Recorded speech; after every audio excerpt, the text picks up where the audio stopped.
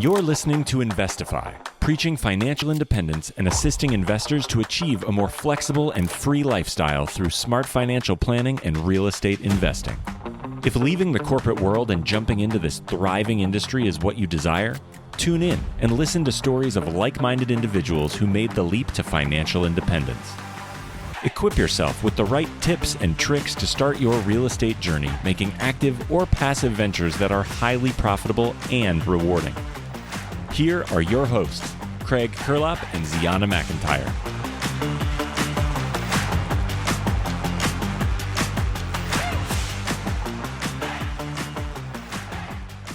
What's going on, everybody? You are listening to Investify. My name is Craig Kurlop, aka the Fi Guy, and I'm here with my lovely co-host Ziana McIntyre, aka Z Money. Z, how you doing today? I'm doing great. It's interesting because at the beginning, when we were first talking, I was talking about this stressful house that I have. And we were talking about, I don't know what that rule is, but it's like the 80-20 thing where it's like that one house is 80% of your problems. So just having a little bit of that experience. I'm like, are you going to sell this house? Anybody in St. Louis looking to buy? You want to buy Ziana's problem house? Yeah. Well, you know, I sort of feel like it's not going to necessarily be a problem for the next person. It's like we have a particular relationship, this house and I. Yeah. So. Yeah, just all the bad juju in it. Yeah. I've got a house that's kind of I know that there's been some sewer issues in literally all of my houses. I don't know how this happens to me. But another sewer issue is going to be a fairly decent expense, but again, it's all about the big picture, right? And so, you know, I don't know. I haven't gotten all the quotes yet. I suspect it's going to be between a $10,000 and $20,000 expense after you include the digging and putting everything back together. But I bought this house for $380,000 back in 2019. It's worth over $550 now, and it cash flows over like between $2,000 and $3,000 a month for me. So, like, does it suck? Is it basically a year's worth of cash flow? Yes, but that's what real estate is, and then it will be better forever, and it will continue to cash flow me forevermore. So, again, you're gonna run through problems. It's just so helpful to just zoom out and look at the big picture and look at all the great things real estate has done for you, rather than just the bad things that hurt. Because the bad things that hurt, it's a lot easier psychologically to dwell on those bad things than the good. So. Absolutely. And this house has been so good to me. We got it for $60,000. It's worth probably $135 now. And it has not been a problem house for many, many, many years that I owned it. So it's only had a little hiccup lately, but I'll forgive it. It's a great house. There you go. Speaking of great houses and forgiveness and all, I don't know. This is not a good transition, but my transitions are never good. So this show is Megan Blythe. Megan is an amazing realtor here on the FI team. She helps house hackers, she helps residentials, she helps you buy, sell homes, all that good stuff. She's really, really good. And her story is super inspirational too. So definitely listen to the end as she drops a bomb on me at the end, which is kind of exciting.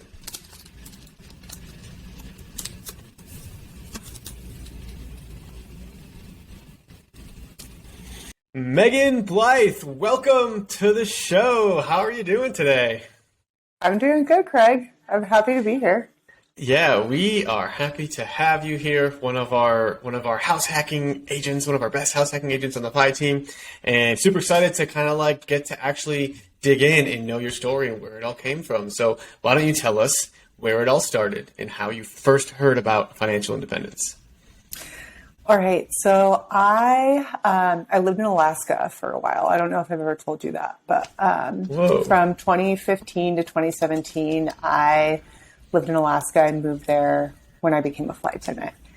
And at that time, I was pretty broke. Like, I had just graduated college. I was making like $20,000 a year, because when you first become a flight attendant, you make no money.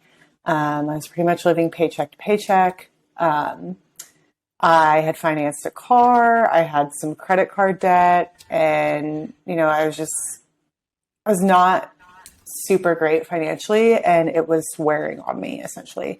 And I had a friend one day, and I went to her house, and she had a copy of Dave Ramsey's A Total Money Makeover.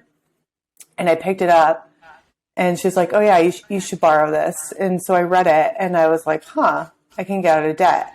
And okay, that's cool. And then that same friend, her and her partner have several Airbnbs, and they didn't yet, but her partner had investment properties. And after I read the Total Money Makeover, I started becoming interested in financial stuff, finance books. And he told me, hey, there's this podcast called Bigger Pockets, and you should start listening to it if you're interested in, financial stuff or real estate. So once I started listening to Bigger Pockets is how I essentially found out about financial independence. Okay, so curious as to why Alaska, and also why did you decide to become a flight attendant?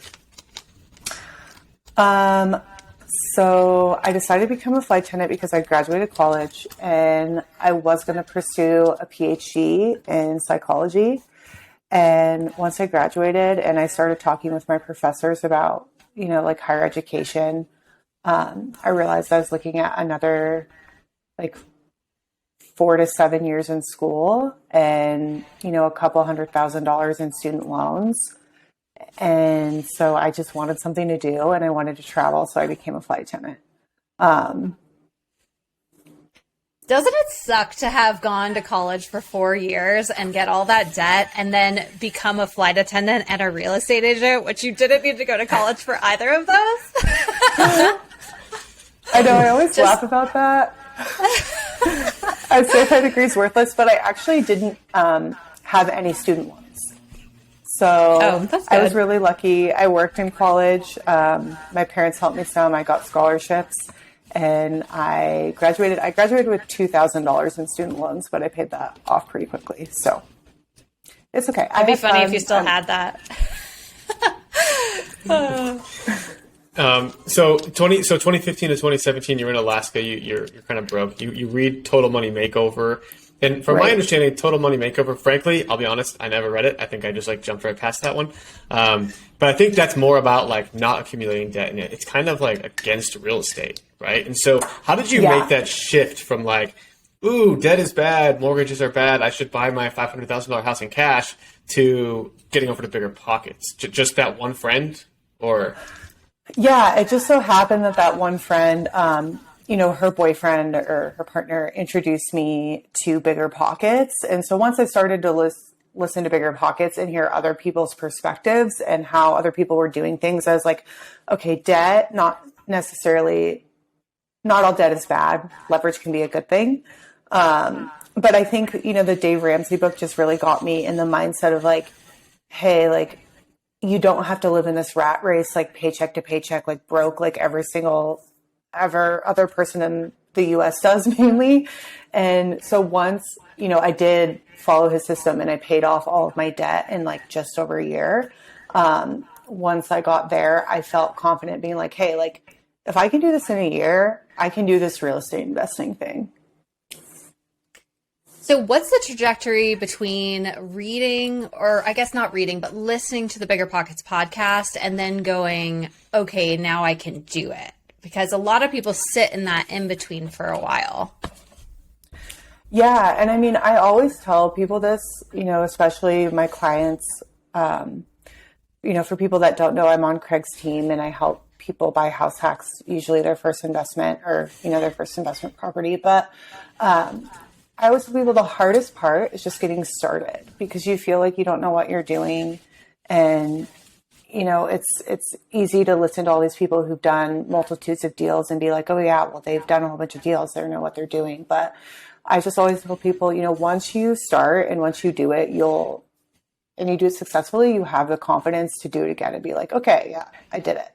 But I think for me, I just knew I was going to have to get over the fear and do it. And I also had, my friend who had introduced me to Bigger Pockets, who was an investor, kind of helping me. And then, my mom is also an investor. So I think that helped as well. My mom's been house hacking for 13 years before it was cool.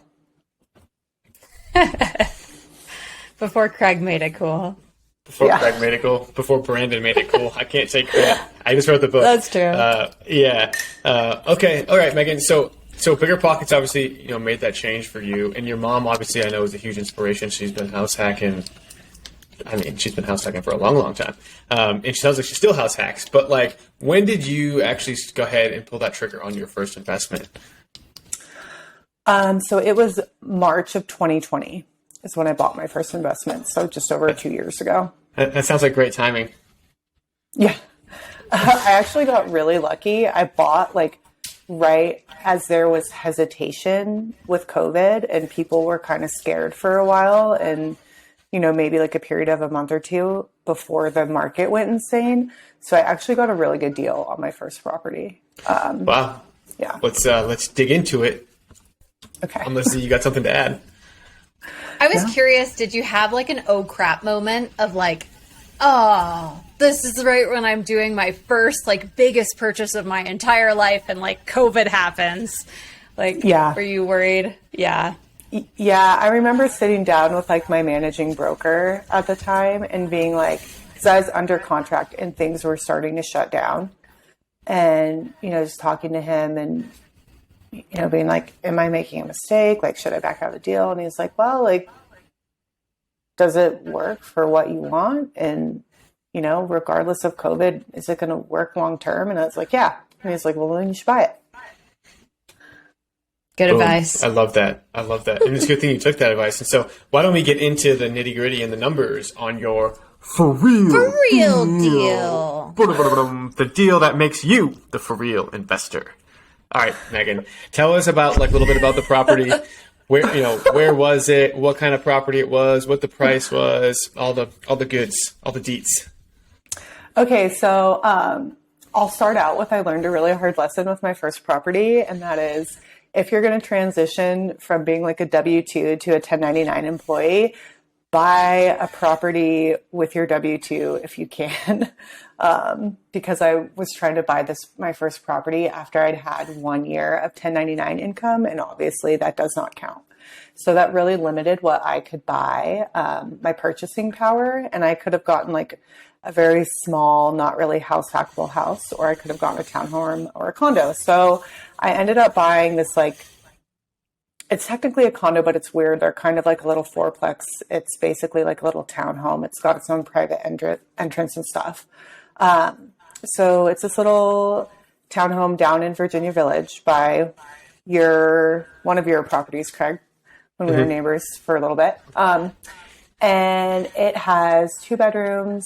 It's got 2 baths. It's 2 stories. It has in-unit washer and dryer. It's got a attached garage and a parking space. And then there's also like a little pool.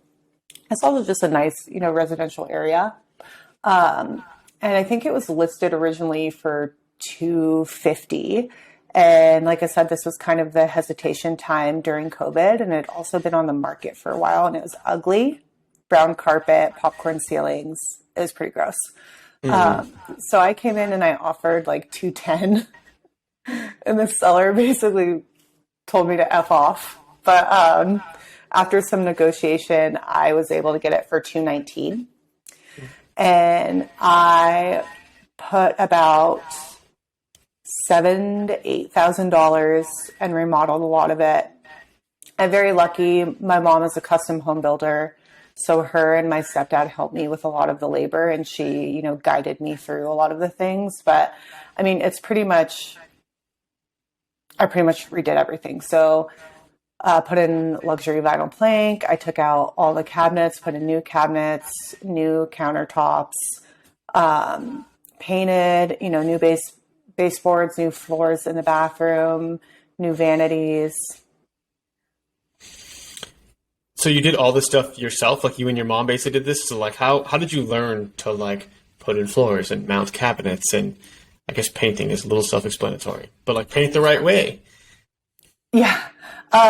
So the floors, I actually hired a contractor to do that. My stepdad was originally going to come and lay my floors for me because he actually does a lot of flooring and tile for my mom's builds. But it was like April of 2020, and my parents were like, "Hey, we're not going to travel during COVID." And I was like, "Okay, that's reasonable."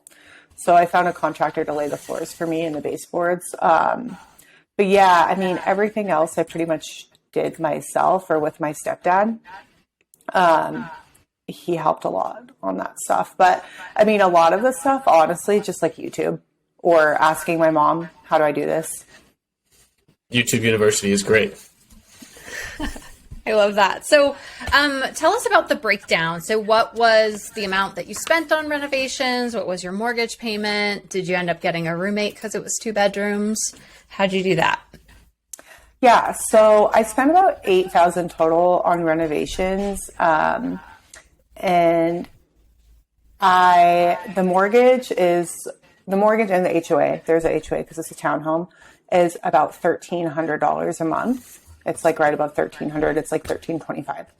And I did have a roommate. I house hacked, and my roommate paid me $850 a month plus utilities. We split the utilities in half. So obviously that didn't cover my entire mortgage, but it was enough to help me significantly save a large chunk of money for my next property. 2 questions here. How much did you put down on that property? And what were you paying in rent prior to living in this house hack? So I put 5% down on that property. And I was paying like $775 a month in rent, renting a room with 3 other people plus utilities before I bought that house hack. Okay, so you're saving here about $250 a month, right? Your investment was just 5% down. So what is that, like maybe 10 grand or so, 10, 15 grand? Yeah, it wasn't that much. So if you had done Airbnb, and I don't know if you ever did do that, but you could have probably lived for free having an Airbnb roommate in the other room. So yeah, just kind of showing people other examples that I think sometimes people think, oh, I'm in a house hack, I need to have 4 or 5 bedrooms. But actually you can have, where you're paying just very little rent, or you can find ways that, like when I started Airbnb, I had a 1-bedroom apartment and I just tried to be out of the apartment as much as possible so that I was living for free. So yeah, just letting people know you can start small and build up, and you could still be as cool as Megan. I guess, that begs the question, Megan, like, why did you decide to rent it out full-time versus Airbnb, or was that just not a thought? It just wasn't a thought. I was still, I still fly part-time, and I really like the comfort of knowing that there's somebody there watching my personal residence when I'm gone. And I just don't know if I was fully equipped to run an Airbnb like in a room situation at that point in time. So, I mean, the traditional roommate just seemed better. Also, I have never had the ability to have a dog because I'm just so busy. And my roommate had a beautiful golden retriever who I love dearly. And so that was like a huge plus for me. Yeah, no, I think that's perfect, right? And there's so many different house hack strategies that work for your situation, and you don't need to be living for free in order for it to be a successful house hack, right? As long as you're just bettering your financial position in the long term, which clearly you are, it's a huge win. And I mean, I will also say, so now that property is a long-term rental. When I moved out, I rented it to my tenant and her boyfriend, and I rented it to them under market rent because of just their situation. But I mean, that property will cash flow very well for me. And it does already. But what can I ask what you get for rent and what you could get for rent? Yeah, so I haven't run into them at $1,700. They just had a baby.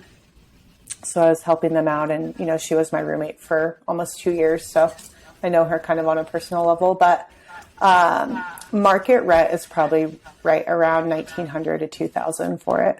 And then it's probably appreciated a ton because of COVID, right? So where are you at with that at this point? Yeah, last time I checked, it's been a while. There were some units selling for around $300,000. in that complex. Bonus. And mine has been completely updated. Oh, and I've replaced the water heater broke like 3 months after I moved in, and I've replaced the furnace and the AC. So everything in that place is new. Yeah, so you basically have like probably $100,000 of appreciation. Now it sounds like you probably put maybe 20 grand into it, so $80,000 of net appreciation. And that's just in 2 years, right? Like that's just, it's so huge. And then you think about, you just gave $10,000 as part of a down payment in order to get $80,000 in 2 years. I think anyone would do that. Yeah, and that's the power of leverage, right? Mm-hmm. Like, where else would I be able to invest my $10,000 and get that much of a return in 2 years? Like, nowhere. Nowhere consistently. Awesome. So what happens? Okay, so you've been there for 2 years. So now we're looking at 2022, early 2022. What happens next? So I bought another property. Shocking. Yeah. This property is a little different. It's a single family home. It's a ranch style with a basement that is separate. It has a lock off, and I live in the top story with a roommate, and I AirBNB the basement. Okay. So tell us a little bit about this one. Like, what area, what are the numbers, and how much you pay for it, down payment, all the goodies. Yeah. So this one is in South Westminster. It's 4 beds, 2 baths. It's just under 2,000 square feet. Is listed at $469. I got it at $480 because I was able to offer really good terms to the seller, and I put 3.5% down. And I actually bought my interest rate down when I bought it. So it's about, my mortgage is about, it's $25.40, I think, each month. Okay. So what was your reasoning behind buying your interest rate down? Because I usually don't recommend that to people.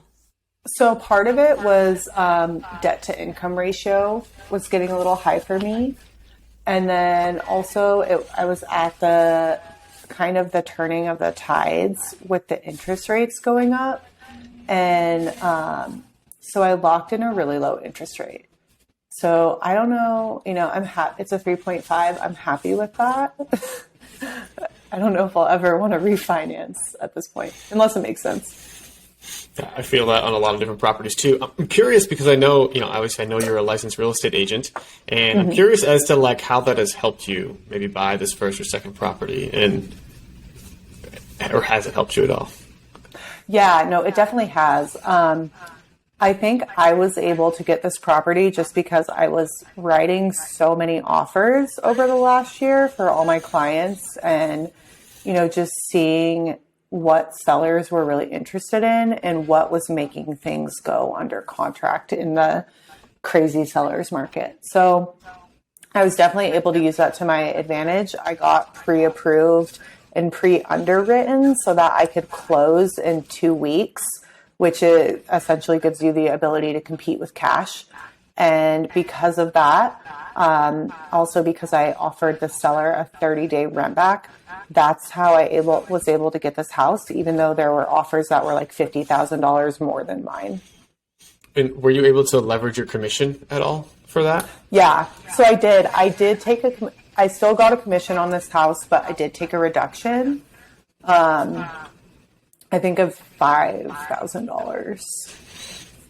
Okay. And so in competitive markets, like it's really helpful to become a real estate agent. And not only that, but if you're putting 3.5% down and you get a 2.8% commissions back to you, you're effectively just putting down like 0.7%, which makes your returns go so much higher, right? Because you're getting that money back basically at closing. And so I think so, people ask me a lot, do I think you should get your real estate license as a real estate investor? And I would say, like, if you're looking to systematically obtain financial freedom in like 3 to 5 years and buy a couple properties each year, it makes a lot of sense because you can make a lot of money, help some friends buy some houses, and make it a little bit of a side hustle if you don't want to make it your full thing. However, if you want to be a true real estate investor where you're raising money and finding deals and getting off market stuff, then it may not make as much sense because your focus should be on getting deals and raising money. And so that's always my tidbit on whether you should get your real estate license or not. Yeah, and I mean, I tell people the same thing. You know, essentially, you need to do at least 1 or 2 deals a year to pay for your license because there are fees, right? But if you're going to be buying properties consistently in the market, I think it's definitely an advantage. And it also gives you the ability to learn about your market and know it very well. Mm-hmm. And access to the MLS. You can write offers at 10 p.m. You can go see houses whenever you want. I think that's beneficial too. Yeah. Oh my gosh, I want to tell a quick story about going to see a house whenever you want. So, like a couple days ago, we were out paddleboarding, and I'm just like a psycho. Whenever I see a house like with a for sale sign, I'm just like, oh, I'm so curious. Like, so we were coming back from paddleboarding. We were parked on the side of the road in this neighborhood that had the lake. And we saw this for sale sign and it had like a view of the lake. And I was just like, what do you think it's worth? And so when I got back to the car, we had like a bet going and then it was for sale. So we decided to just like go in and see it. And it's just awesome to have like keys to the city, right? Where you can just literally walk in to any home and like 5 minutes notice very often. See, I do love that. I thought you were going to say that you like had to go to the bathroom really, really bad. And so you just like go into their house to use their bathroom and come out. Dude, that would have been hilarious. Oh my God. Yeah. I would be remiss to say I have never done that, but I have almost done that before. You would say that, correct? Yeah. Would that be illegal? Megan knows. No. Megan is it wouldn't be, right? You're allowed to be in the house. So I feel like since COVID, using the bathroom in a house has been frowned upon. I do it all the before time. COVID.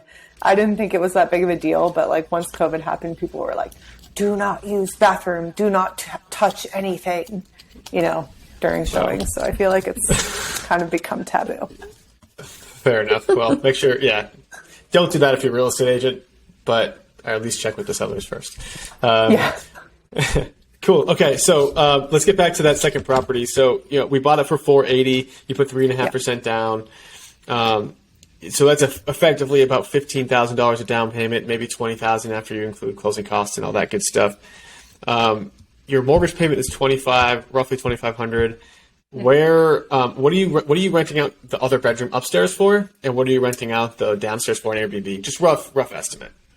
Okay, so my roommate pays $850. And then the Airbnb has been grossing around $3,000 to $4,000 a month. Wow. So that's your cash flow money right now. But it's been summertime, right? And so yes. I think, in Denver, summers are like, woo, and winters are kind of like a little more, I wouldn't say feast or famine. You'd probably like be close to break even in the winter. At least that's my experience. But Z, you're the expert. So tell us all the secrets. I'm just like poking the bear. I know she already told us that she likes to have somebody watching her property, but I'm like, Megan, you are the perfect person to do Airbnb because you are a flight attendant, right? So like you could literally live alone whenever you want, and then you could rent your whole place when you're flying, which is probably not that often, and then live for free. But whatever. I'm just saying. Yeah, I mean, shut up. She's going to start growling at you. Yeah. I mean, like, truthfully, on a regular basis with flying, I'm probably only gone like 3 or 4 nights a month. But I do travel for pleasure a lot. So I am gone because I like to go on vacations.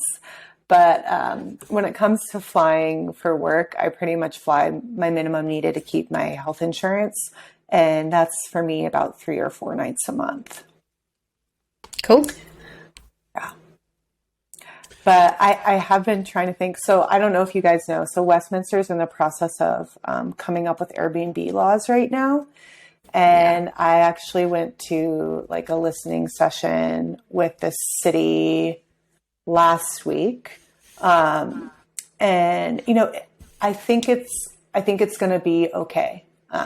From what, they were saying, they seem pretty receptive to feedback, and they also know that, they are going to require permits. They're going to regulate some things, but it sounds like they're going to allow Airbnb without like a primary residence requirement. So I think it'll be okay. So I'm trying to figure out what I'm going to do with this property long term as far as Airbnb. Do you think you can do Oh, go ahead, Z. I think we raised your hand at the same time. You sound like you got something great. Okay. You go, Craig. I have so many great things. Okay, I'm going to do 5 seconds. So one thing that it seems like I like about your property, Megan, just because I obviously know Denver quite well, so I can almost picture it in my head just by your description, is it sounds like you probably have multiple exit strategies with this one, right? So, Z kind of told you one where you could Airbnb potentially both units. You could rent out both units. You could do rent by the room. There's so many different options, and I'm sure, maybe one cash flows better than the other, but as long as all of them cash flow and not making you negative each month, no matter what happens, you could do something great. Is that kind of a reason why you bought a property like that? Yeah. So this one, it made sense. So rent by the room, if I rented all the rooms for, let's say even conservatively, like $750 a month, which is a pretty like reasonable room rent here in Denver, it would still make me money. Or if I rented it out just as a whole house, it would still cover the mortgage. If I have it as an Airbnb, the entire house, I'd make a lot of money with it. So, it can go either way. I'm just trying to figure out exactly how involved I want to be. Obviously with Airbnbs, unless you hire a property management company, I think there's a little more involvement, and I'm fine with it right now. We'll see how I feel over the long term when I'm no longer living in the property. Yeah, another thing you'll find too is that over time, rents are going to rise and your mortgage payment stays relatively the same, right? And so your options become more and more as rents rise and your mortgage payment starts the same. And also different unique strategies come out as well. Like one thing that I've been kind of digging is doing the Airbnb arbitrage, but like being on the other side of it. And so I'm the landlord renting to somebody at a premium. They run an Airbnb out of it. They manage it. So I save on management fees and I get a premium on rent. And so it's not as much as if I were to Airbnb it myself, but it's no work and a lot of, it's still good cash flow. So, yeah. So I wanted to hear a comparison of the two properties now. So like going forward, I assume you're already starting to think about maybe getting something later. Do you like this kind of big single family home model a little bit better than the other one? Are you really enjoying doing Airbnb as part of your strategy? Yeah, I really do enjoy being an Airbnb host. I really liked designing everything and, making it aesthetically pleasing and that kind of stuff for all my guests. And just having a nice place to stay for people, I enjoy. And I would be, happy doing that on a larger scale. But as far as management goes, the long-term rental is just a lot less involved. So I think my next property will probably be something out of state that's a long-term rental or maybe an Airbnb. It just depends. But I don't know how much longer I want to house hack, to be honest. What? Yeah. Well, Craig, when people get a little bit twist it. People get a little bit older, they don't want to live with randoms, What? That's BS. I'm just kidding. Don't get me wrong. Yeah. House hacking is great. I've also lived with roommates for over 10 years at this point, so that's just what you do, Megan. That's your life. You're used to it. Yeah. No, I totally get it. Okay, so I wanted to know, just before we finish up this property, what did you spend on furniture and how did that experience go for you? Man, I should pull up my spreadsheet. I won't, but I spent just over $4,000 for everything. And it's a 2-1. And I've been told that that's actually pretty inexpensive. Yeah, it is. But I also, since I gave the seller a 30-day rent back, I had this period of a month where I was able to look for things secondhand. And I just kind of accumulate things in preparation instead of having to get, everything done within a very short period of time. So I was able to find a lot of really nice pieces, like all modern West Elm style furniture stuff for pretty inexpensive secondhand. And I think that saved me a lot of money. Great. Yeah. Awesome. All right, Megan. So what's next for you? You mentioned an out-of-state rental. Yeah. I think that's probably my next move is an out-of-state rental in maybe a year or so. Just depends on the timing. And then also, Craig, I haven't told you this yet, but I'm probably going to leave Denver in the next year or two and move back to the mountains. Dropping bombs. Oh my god! Oh my god! Just gave us some news. Oh, all right, okay. No, that's good. Is it just that because that's kind of back home for you, or? Yeah, and it's something I've thought on for a while. I'm like, Denver's great, but I've been here 5 years, and I'm like, I think I'm ready to go back to like small town life. Mm. It's funny because her Instagram is Megan in the Mountains, so just got to go back to those mountains. It's not Megan close to the mountains. It's Megan in the mountains. Yeah, Megan in the mountains. Megan in the mountains. And so I guess what do you think? So that's a big change, right? Because Denver's obviously a super different market. Obviously, you're going back home. Do you think you'll continue to be a flight attendant? Obviously, an airport is kind of far, I think. Are you going to continue to be a real estate agent? Yeah, so those are all questions that I'm going over right now. I still haven't landed on exactly where I'm going. I will say I'm not going to go back to Durango, which is where I'm from. It's way too remote. It's also a very small town, and I haven't been gone that long. So I'm like, I'm not going to go back there.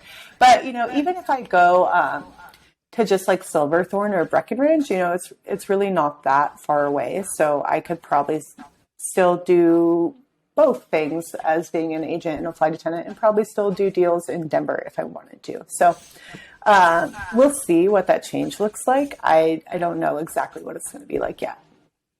So this is no longer bad news for Craig. Craig's just like, dun da da, I could open a new market, Yeah. Kind of. I'm like, ooh, Megan, are you interested in joining a Silverthorne market? Yeah, no, that would be awesome. Because I think, there are definitely, we get people for sure looking in Silverthorne and Breck, and we always end up just sending them away. So, that would be good. Anyway, this is turning into like just a regular old chat now, which is great. Okay, well, Megan, I know, just to kind of recap your story and kind of show where you come from. Like, you're living in Alaska, broke as heck, flight attendant. Not a lot of student loan debt, which is good, but $20,000, like making $20,000 a year. Your friend's boyfriend changes your life. You find bigger pockets and Dave Ramsey. You start house hacking. You get your real estate license, and now greater pastures are ahead. Yeah. I will say, though, I did get my real estate license before I bought my first property. So. Oh, okay. That's interesting. Did you actually represent yourself on the first property then? I did, and it was actually my first buyer deal. Oh, okay. What would you recommend people do that, or was that like? It was good. I mean, I took this. I honestly feel like I took the seller for a ride. If he would have held on like another month or two, he probably would have gotten way more money for that property because of what happened with COVID. I got it way under list, and then he also bought me a 2-year home warranty. And fun fact, my furnace and my AC broke about 3 weeks after that home warranty expired. So that was great. That's always how it works. Always how it works. Yeah. If you didn't buy the home warranty, if you didn't buy the home warranty, it literally would have died 3 weeks after you moved in. Yeah. It happens every time. Yeah. So that's how that went. But it was a good learning experience for me, and I think it was put me in the position to be able to help my clients more because I'd gone through it. Yeah. Perfect. Yeah. Awesome. Well, Megan, before we head into our final 4, are there any other parting words of wisdom that you want to say to everybody? If you're on the fence about jumping into real estate or your first investment, just do it. And it doesn't have to be perfect. And I know you tell people that too, Craig, but like, I think people get so hung up on, it's got to be the perfect deal. I have to get the best deal. And it's just like, just get a deal. Get a deal that works and just do it. Yeah, and I think where people get that from is they're listening to Bigger Pockets and maybe other podcasts, and they put so much emphasis on the numbers, which like the numbers are important, but they're more important in a traditional investment. So listen to what strategy they're doing. Like if you're doing a traditional buy and hold or a flip or a burr, like the numbers are much more important because you need to refinance it out. When you're doing a buy and hold, you're going to hold this thing for 10 or 20 years. Like I'll be damned if that thing's not worth at least 50% more in 10 or 20 years, right? And so, a lot less risk when you're holding for long term. Z, do you have anything to add to that? Sure don't. I hate when you call me out, you little weasel. I thought you had your hand up. Maybe you were just waving to me. Yeah. No, I was just looking very like I was pondering. I guess I wanted to be inside your head. So, okay. All right. Everyone let's get into the final four. Z, kick us off.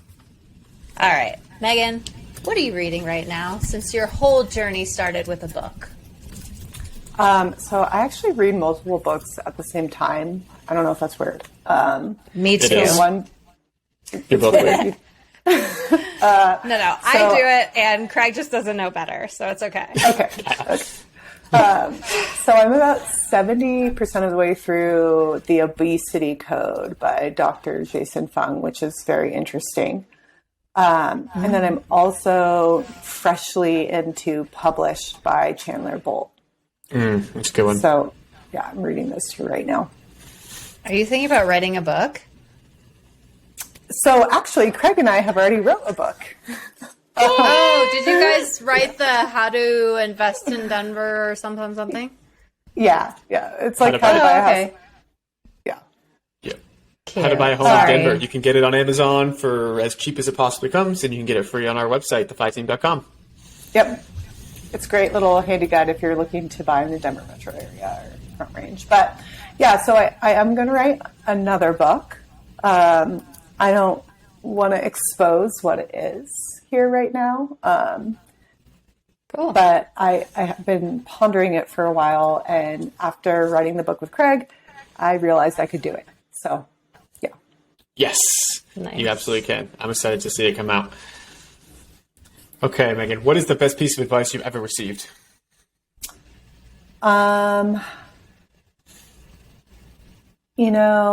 Just, it doesn't, like, there's this quote, and I've, heard other people say it, but, like, it doesn't matter how slow you're going, just keep going, and, don't worry about what other people are doing. Just, just keep doing what you need to do, even if it's not as fast of a pace as you want it to be, or even if you don't think you are as like successful as you want to be. Just go slowly, even if you go. I love that, Megan. And I think comparison is the thief of joy. And I think that is like the best quote ever, because you can compare yourself to other people that are doing better than you, or you think they're doing better than you, but you're not seeing their whole picture.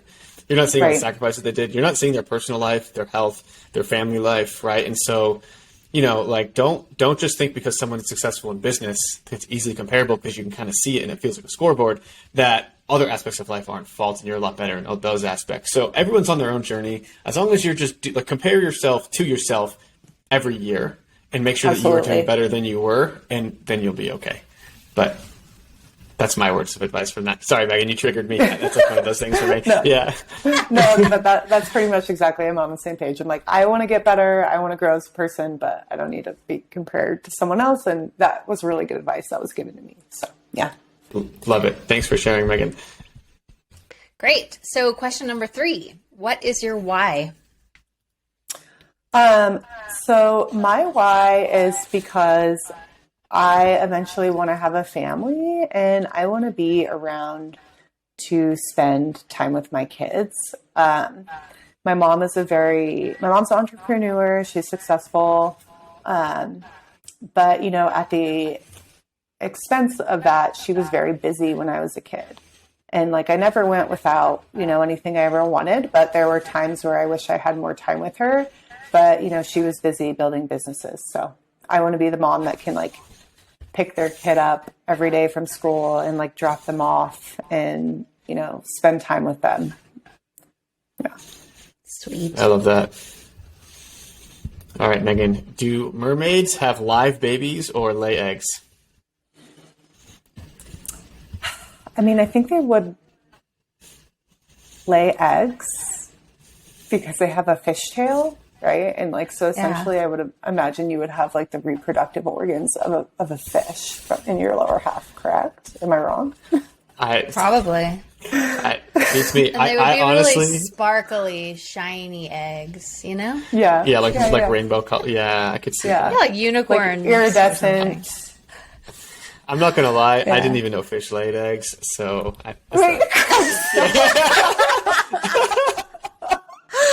So fish don't mate; they just lay eggs. No, they lay eggs. Oh, fair enough.